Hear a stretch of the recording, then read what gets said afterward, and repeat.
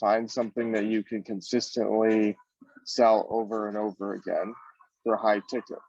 Right. So I got to like 20 to 30 grand a month, like comfortably, just managing lists for people. And I think I was only charging like 3K a month plus bonuses at the time. And some of them had no bonus, but now it's like 5K a month plus bonuses. So, and it's really hard sometimes for your own brain to like comprehend that, because like as humans, we always want something new and that's like fun and exciting. And we hear about all these things on the internet and we think like, oh, I must be doing the wrong thing because somebody else is talking about this new shiny thing.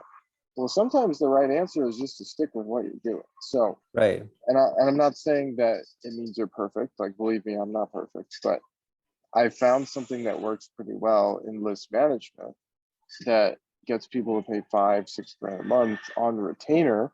So it's like I stick with that.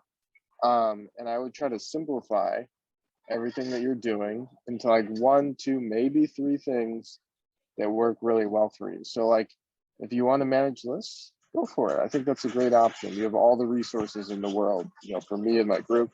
If you want to like partner with somebody and like, you know, you mentioned that you have like a couple, like they're kind of your client, they're kind of a partner. If you could see that going in a direction where you can get several thousand every single month, then great, do it.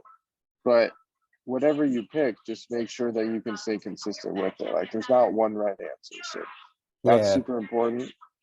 And then once you get really good and you kind of nail down the process, that's when you can kind of expand it. Whether that is making a low ticket offer that feeds into high ticket, or whether that's, you know, building out a team, it just kind of depends. So hopefully that helps.